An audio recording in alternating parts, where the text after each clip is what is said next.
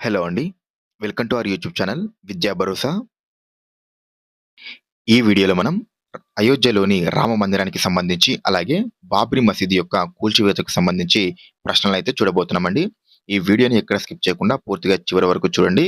అలాగే ప్రశ్నలకు మీకు సమాధానాలు తెలిస్తే మీ యొక్క సమాధానాన్ని కింద కామెంట్ సెక్షన్‌లో మెన్షన్ చేయండి. దీన్ని ఒక క్విక్ రివిజన్ లాగా మీరు ఉపయోగించుకోండి.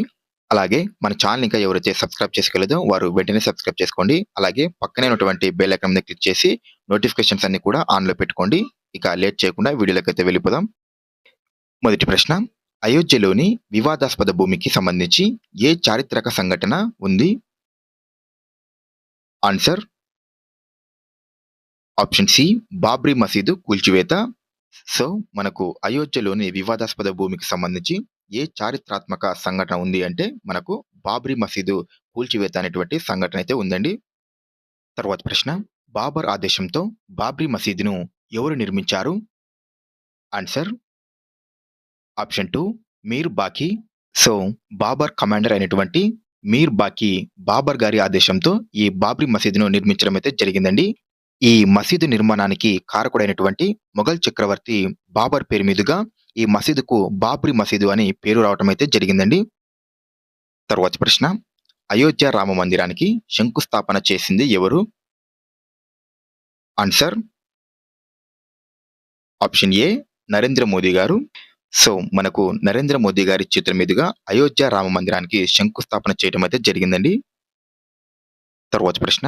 అయోధ్య రామ మందిర నిర్మాణ శైలి ఎటువంటిది? ఆన్సర్ ఆప్షన్ సి నగర శైలి. సో, ఈ అయోధ్య రామ మందిర నిర్మాణానికి గుప్తుల కాలంలో ఉన్నటువంటి నగర శైలిని వీరు వాడటం అయితే జరిగిందండి. తర్వాత ప్రశ్న. అయోధ్య రామ మందిర నిర్మాణానికి బాధ్యత వహించిన ట్రస్ట్ పేరు ఏమిటి? ఆన్సర్ ఆప్షన్ ఏ రామ జన్మభూమి Nyas.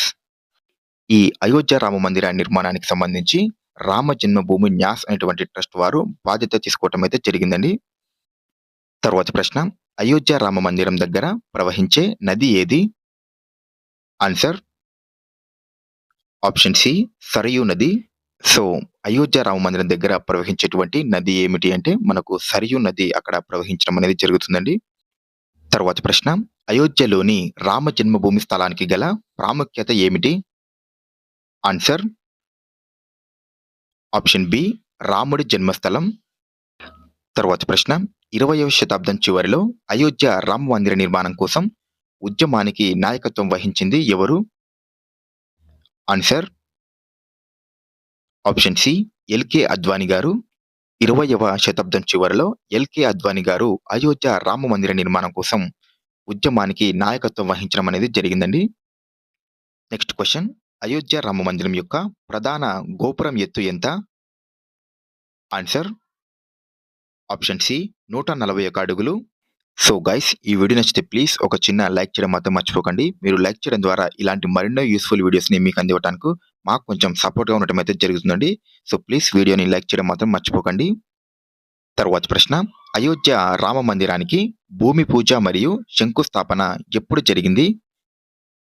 Answer option 2 August 5, 2020. So, 2020లో ఆగస్టు 5వ తేదీన అయోధ్య రామ మందిరానికి నరేంద్ర మోదీ గారిచే భూమి పూజ మరియు శంకుస్థాపన చేయటం అనేది జరిగిందండి. తరువాతి ప్రశ్న. అయోధ్యలో రామ మందిరాన్ని నిర్మించాలని ఎన్ని సంవత్సరాలకు నిర్ణయం తీసుకున్నారు? ఆన్సర్ ఆప్షన్ 3 492 సంవత్సరాలు. 492 సంవత్సరాల తర్వాత అయోధ్యలో రామ మందిరాన్ని నిర్మించాలనేటువంటి నిర్ణయం తీసుకోవడం అయితే జరిగిందండి. తరువాతి ప్రశ్న. ప్రస్తుత అయోధ్య పేరును పూర్వం ఏ పేరుతో పిలిచేవారు? Answer option 1 Faizabad. సో, పూర్వం అయోధ్యను ఫైజాబాద్ అనేటువంటి పేరుతో పిలిచేవారండి. అయితే 2018 నవంబర్ 6 నుంచి అయోధ్యగా పేరును మార్చి పిలవడం అనేది జరుగుతుంది. తరువాతి ప్రశ్న. అయోధ్య స్థలంలో అసలు ఆలయాన్ని ఏ రాజు నిర్మించాడని నమ్ముతారు? ఆన్సర్ ఆప్షన్ ఏ రాజా దశరథుడు. పురాణాల ప్రకారం అయోధ్య స్థలంలో బాబ్రీ మసీదును నిర్మించడం దానికంటే ముందు కూడా మనకు రామాలయాన్ని రాజా దశరథుడు నిర్మించాడని చెప్పడం అయితే జరిగిందండి. తరువాతి ప్రశ్న. 1992లో అప్పటి రాష్ట్రపతి ఎవరు? Answer option 2 Shankar Dayal Sharma. తరువాతి ప్రశ్న అయోధ్య ఎంత విస్తీర్ణంలో ఉన్న వివాదాస్పద భూమిపై సర్వోన్నత న్యాయస్థానం రామచంద్రుడి రూపంలో ఉన్న రామ్ లల్లాకి యాజమాన్య హక్కులు ఇచ్చింది? ఆన్సర్ ఆప్షన్ 1 2.77 ఎకరాలు. తరువాత ప్రశ్న అయోధ్య వివాద తీర్పులో మసీదు నిర్మాణానికి ఎన్ని ఎకరాల భూమి ఇచ్చారు? ఆన్సర్ ఆప్షన్ 3 5 ఎకరాలు. సుప్రీంకోర్టు తీర్పులో అయోధ్య వివాదానికి సంబంధించి 2.77 ఎకరాల స్థలాన్ని రామ మందిరానికి ఇచ్చేసి బదులుగా మసీదు నిర్మాణం కోసం 5 ఎకరాల స్థలాన్ని వక్ఫ్ బోర్డుకు కేటాయించడం జరిగిందండి. తరువాత ప్రశ్న బాబ్రీ మసీదును ఎప్పుడు నిర్మించారు? Answer option 3 1528లో. తరువాత ప్రశ్న అయోధ్య వివాదంపై సుప్రీంకోర్టు విచారణను ఎప్పుడు పూర్తి చేసింది? Answer November 9, 2019న. నవంబర్ 9, 2019 నాటికి అయోధ్య వివాదంపై సుప్రీంకోర్టు తన యొక్క విచారణను పూర్తి చేయడం అయితే జరిగిందండి. తరువాత ప్రశ్న అయోధ్య కేసులో ముస్లిం తరపు మొదటి న్యాయవాది ఎవరు? Answer option 1 Zafaryab Jilani. అయోధ్య వివాదంలో మొట్టమొదటిసారి ముస్లిం తరపున కేసు వేసినటువంటి న్యాయవాది జాఫర్యాబ్ జిలానీ అండి. తరువాత ప్రశ్న రాజ్యాంగంలోని ఏ ఆర్టికల్ ప్రకారం అయోధ్యలో ఆలయం కోసం వివాదాస్పద 2.77 ఎకరాల భూమి కోసం ట్రస్టును ఏర్పాటు చేయాలని మరియు మసీదు కోసం 5 ఎకరాల భూమిని ముస్లింలకు కేటాయించాలని సుప్రీంకోర్టు కేంద్ర ప్రభుత్వాన్ని ఆదేశించింది? Answer option 1 article 142. తరువాత ప్రశ్న అయోధ్యలో వివాదాస్పద భూ వివాదాన్ని సుప్రీంకోర్టు ఎన్ని పేజీల్లో తేల్చింది? Answer option 4 1045. సో మనకు సుప్రీంకోర్టులో ఉన్నటువంటి అయోధ్య వివాదాస్పద కేసును సుప్రీంకోర్టు 1045 పేజీల్లోగా తన యొక్క తీర్పును తేల్చి చెప్పడం అయితే జరిగిందండి. తరువాత ప్రశ్న 2010లో సుప్రీంకోర్టు కంటే ముందు ఈ వివాదాస్పద భూమిని 3 భాగాలుగా విభజించిన హైకోర్టు ఏది? Answer option 3 Allahabad high court. So ఈ అలహాబాద్ హైకోర్టు సుప్రీంకోర్టు కంటే ముందు కూడా అంటే 2010లో ఈ వివాదాస్పదమైనటువంటి భూమిని 3 విభాగాలుగా విభజించడం అనేది జరిగిందండి. తరువాత ప్రశ్న 30 ఏళ్ల క్రితం రామ మందిర నిర్మాణ ప్రణాళికలను రూపొందించిన కుటుంబం ఏది? ఆన్సర్ ఆప్షన్ 3 సోంపుర కుటుంబం. ఈ సోంపుర కుటుంబానికి చెందిన ఆశిష్ సోంపుర సన్ ఆఫ్ చంద్రకాంత్ సోంపుర 30 ఏళ్ల క్రితమే రామ మందిర నిర్మాణం యొక్క ప్రణాళికలను రూపొందించడం అనేది జరిగిందండి. తరువాత ప్రశ్న కింది వాటిలో ఏది రామ మందిరం కింద ఖననం చేయబడింది? Answer option 4 time capsules. Rama మందిరం కింద టైమ్ క్యాప్సూల్స్ తో పాటు కొన్ని కాపర్ ప్లేట్లను కూడా ఖననం చేయడం అనేది జరిగిందండి. తరువాత ప్రశ్న శిఖరంతో సహా రామ మందిరం ఎత్తు ఎంత? ఆన్సర్ ఆప్షన్ 2 161 అడుగులు. మనకు ఈ రామ మందిరాన్ని శిఖరంతో సహా మొత్తం 161 అడుగుల ఎత్తులో దీనిని నిర్మించడం అనేది జరిగిందండి.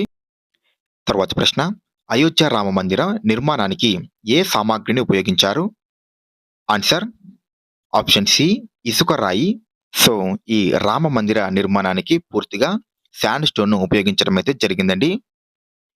తరువాత ప్రశ్న అయోధ్య రామ జన్మభూమి మరియు బాబ్రీ మసీదు భూ వివాదంపై రాజ్యాంగ ధర్మాసనంలోని ఎంతమంది న్యాయమూర్తులు తీర్పు చెప్పారు? ఆన్సర్ ఆప్షన్ 2 5 మంది న్యాయమూర్తులు. సో మనకు 5 మంది న్యాయమూర్తులు కలిపి ఈ వివాదానికి సంబంధించినటువంటి తీర్పును వెలువచ్చడం అనేది జరిగిందండి. తరువాత ప్రశ్న రీసెంట్ గా ఏ ప్రదేశంలో 4 లక్షల దీపాలు వెలిగించి గిన్నిస్ బుక్ లో పేరు నమోదు చేసుకున్నారు? Answer option 3 Ayodhya. తరువాత ప్రశ్న అయోధ్యలోని వివాదాస్పద భూమిలో ఆలయ నిర్మాణం కోసం సుప్రీంకోర్టు కేంద్ర ప్రభుత్వానికి ఎలాంటి ఆదేశాలు ఇచ్చింది? ఆన్సర్ ఆప్షన్ 2 ట్రస్టును ఏర్పాటు చేయడం. సుప్రీంకోర్టు అయోధ్యలో ఉన్నటువంటి వివాదాస్పద భూమిలో ఆలయ నిర్మాణం కోసం ఒక ట్రస్టును ఏర్పాటు చేయాలి అనేటువంటి ఆదేశాలు కేంద్ర ప్రభుత్వానికి ఇవ్వడం అయితే జరిగిందండి. తరువాత ప్రశ్న అయోధ్య వివాదంపై సుప్రీంకోర్టు తుది తీర్పు ఎప్పుడు ఇచ్చింది? ఆన్సర్ ఆప్షన్ 1 నవంబర్ 9, 2019న అయోధ్య భూ వివాదాస్పద తీర్పులో ఏ ప్రభుత్వ సంస్థ నివేదిక ఆధారంగా బాబ్రీ మసీదును హిందూ కట్టడం స్థానంలో నిర్మించారని సుప్రీంకోర్టు పేర్కొంది? Answer option 2 archaeological survey of India. తర్వాత ప్రశ్న రామ మందిర శంకుస్థాపనకు మట్టిని పంపిన దేశమేది? ఆన్సర్ ఆప్షన్ 2 థాయిలాండ్ దేశం. తర్వాత ప్రశ్న అయోధ్యలోని రామ మందిరానికి ఆలయ నిర్మాణ కమిటీ అధినేత ఎవరు? Answer option 2 Shri Nripendra Mishra.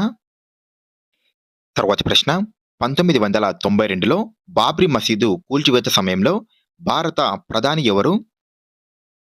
Answer option A P V Narasimha Rao. తర్వాత ప్రశ్న రామ మందిరం కోసం రామలల్లా విగ్రహాన్ని ఎవరు చెక్కారు? Answer option C Arun Yogiraj. తర్వాత ప్రశ్న అయోధ్య రామ మందిర నిర్మాణానికి అంచనా వ్యయం ఎంత? ఆన్సర్ ఆప్షన్ సి 1800 కోట్లు. తర్వాత ప్రశ్న రామ మందిరం పునాదిలో ఉపయోగించిన నల్ల రాయి ప్రాముఖ్యత ఏమిటి? ఆన్సర్ ఆప్షన్ బి విష్ణువు చిహ్నం. సో రామ మందిర పునాదిలో ఉపయోగించినటువంటి నల్ల రాయి దీనిని శాలిగ్రామ శిల అని కూడా అంటారండి. సో దీని యొక్క ప్రాముఖ్యత ఏమిటి అంటే దీనిని విష్ణువు యొక్క చిహ్నంగా భావించడం అనేది జరుగుతుంది. తర్వాత ప్రశ్న అయోధ్య వివాదానికి సంబంధించి తీర్పులో పాల్గొన్న న్యాయమూర్తులలో న్యాయమూర్తి రంజన్ గొగోయ్తో పాటు 4 న్యాయమూర్తులు ఎవరు? ఆన్సర్ ఆప్షన్ ఈ పైవన్నీ కూడా. ఈ అయోధ్య వివాదానికి సంబంధించిన తీర్పులో పాల్గొన్న న్యాయమూర్తులలో రంజన్ గొగోయ్తో పాటు మనకు డివై చంద్రచూడ్ గారు, అలాగే శరద్ అరవింద్ బాబ్డే, అశోక్ భూషణ్, అబ్దుల్ నజీర్ ఈ 4 కలిపి మొత్తం 5 మంది ఈ తీర్పులో పాల్గొనడం అనేటువంటిది జరిగిందండి. తరువాత ప్రశ్న రామ మందిరం మొదటి అంతస్తును నిర్మించడానికి ఏ ఇసుక రాయిని ఉపయోగించారు? Answer option 2 pink sand stone ను వాడటం అయితే జరిగిందండి. సో ఇదండి ఇవాల్టి వీడియో. ఈ వీడియో నచ్చితే ప్లీజ్ ఒక చిన్న లైక్ చేయడం మాత్రం మర్చిపోకండి. అలాగే మన ఛానల్ ఇంకా ఎవరైతే సబ్స్క్రైబ్ చేసుకోలేదో వారు వెంటనే సబ్స్క్రైబ్ చేసుకోండి. Thank you.